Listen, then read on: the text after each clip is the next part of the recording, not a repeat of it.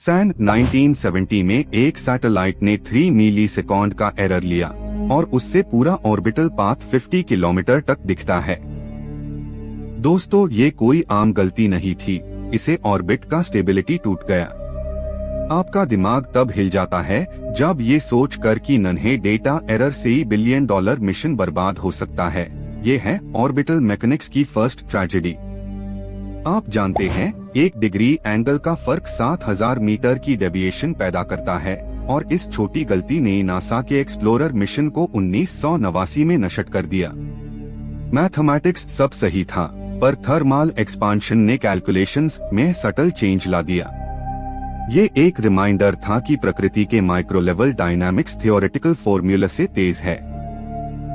Orbital mechanics की physics ideal conditions पर based होती है, लेकिन स्पेस में ड्रैग यूनिफॉर्म नहीं होता। डेंसिटी 10 to 12 से 10 to 9 किलोग्राम पर क्यूबिक मीटर तक चेंज होती है और इससे ही वेलोसिटी में माइक्रो ऑसिलेशन आता है। ये अनकैलकुलेटेड फोर्सेस सिस्टम को अनस्टेडी बना देते हैं और हमारे स्टेबल ऑर्बिटल ड्रीम्स फ्रैक्चर कर देते हैं। 1996 में एरियान 5 लॉन्चर ने सॉफ्टवेयर के इंटीजर ओवरफ्लो के कारण अपना पाथ खोया और कुछ सेकंड्स में फट गया। उन इंजीनियर्स ने 64 बिट का वेरिएबल 16 बिट में कन्वर्ट कर दिया था, क्योंकि वो पुराना कोड रीयूज कर रहे थे।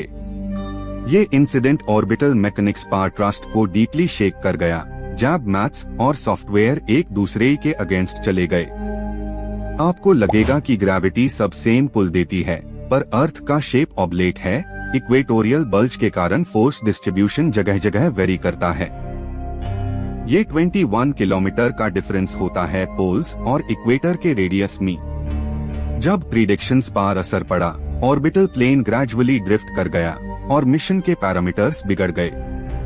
स्पेस डेब्री, इसका मास चाहे सिर्फ 10 ग्राम्स हो, पर 7.8 किलोमीटर पर सेकंड की स्पीड पर ये बुलेट से 10 गुना ज्यादा किनेटिक एनर्जी लेकर आता है। एक टाइनी फ्रैगमेंट ने 1993 के मिशन का सोलर पैनल तोड़ दिया था। ऑर्बिटल मैकेनिक्स ने इन इम्पैक्ट्स को एवरेज माना, लेकिन रियलिटी ने इन्हें चेन रिएक्शंस में बदल दिया। आप सोचिएगा, 1500 सैटेलाइट्स जब एक हाई एल्टीट्यूड पे ट्रैफिक करते ही है, तो ग्रेविटेशनल पर्टर्बेशंस एक दूसरे के ऑर्बिट्स बदलते हैं। ये माइक्रो फोर्सेस हर सेकंड अपडेट मांगते हैं। इंसानों ने ये कॉम्प्लेक्सिटी को सिंप्लीफाई कर दिया और जब सिमुलेशन कोलैप्स हुई तो सिस्टम्स में केओस आ गया। टेम्परेचर ग्रेडियंट भी एक साइलेंट किलर है।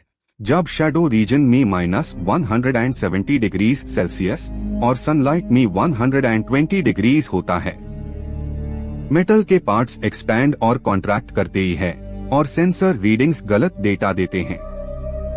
ऑर्बिटल मैकेनिक्स के इक्वेशंस में मटेरियल स्ट्रेस मॉडल्स को इग्नोर करना एक अनकही गलती थी।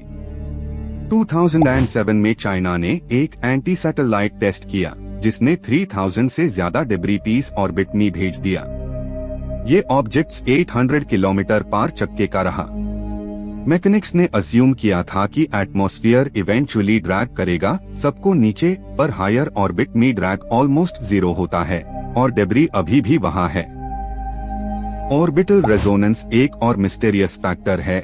जब एक ग्राह और ऑब्जेक्ट के पीरियड्स इंटीजर मल्टीपल होते हैं, तो एनर्जी ट्रांसफर केओटिक बन जाता है।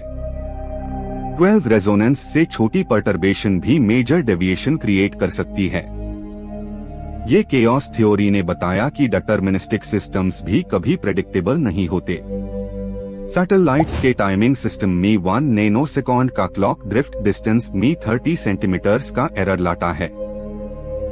ये जीपीएस के लिए कैटास्ट्रोफिक है, जब पोजीशनिंग एक्यूरेसी 2 मीटर के अंदर रिक्वायर्ड होती है।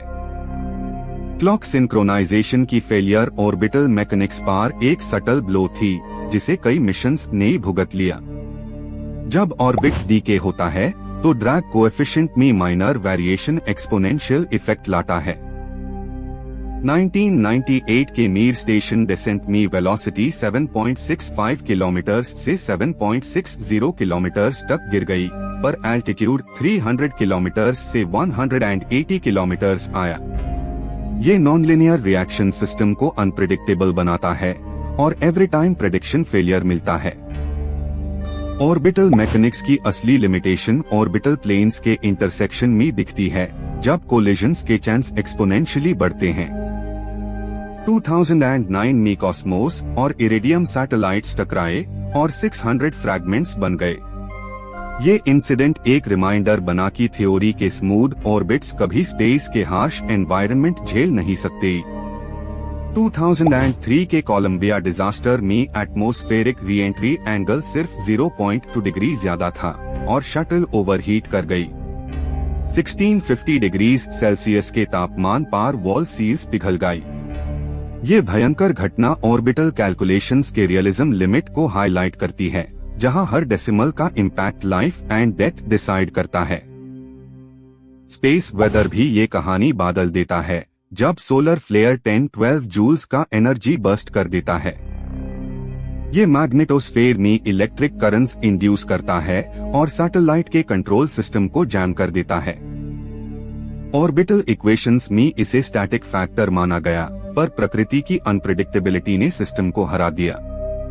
आप शायद नहीं जानते, अर्थ के मास डिस्ट्रीब्यूशन में ग्रेस सैटेलाइट ने 2010 में 200 माइक्रोटोरॉयडल अनोमलीज फाइंड किए थे। ये छोटी अनइवननेस ग्रेविटी फील्ड को डिस्टोर्ट करती है।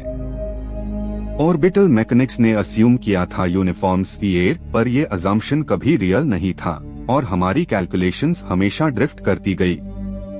डेटा ट्रांसमिशन डिले, 0.5 सेकेंड का लेटेंसी, कमांड्स और रिस्पॉन्स के बीच रिएक्शन कंट्रोल में डिस्टरबेंस लाता है।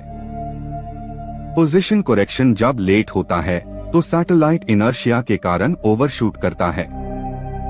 ये feedback loop orbital balance taught देता है और मिशन कंट्रोल हेल्पलेस देखते रह जाते हैं। ऑर्बिटल स्टेशन कीपिंग का फ्यूल एस्टिमेट भी फ्लॉड रहता है, क्योंकि propellant evaporation rate 0.2 per month ज्यादा हो सकता है। ये माइक्रो लॉस एक साल में 2 किलोग्राम थ्रस्ट वैल्यू का डिफरेंस लाता है।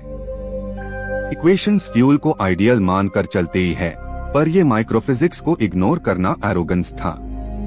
ऑर्बिटल मैकेनिक्स फेल इसलिए भी हुए क्योंकि ह्यूमन इंट्यूएशन लगातार लिनियर सोचती है, जबकि कॉस्मोस नॉन लिनियर है। जब कंट्रोल एल्गोरिदम्स एक स्मूथ करेक्शन चाहते हैं, कॉस्मिक फोर्सेस एक केओटिक इम्पल्स देती है। आपका हर स्टेबल ऑर्बिट एक टेम्परेरी इल्यूजन बन जाता है और साइंस को ये ट्रूथ एक्सेप्ट करना पड़ा।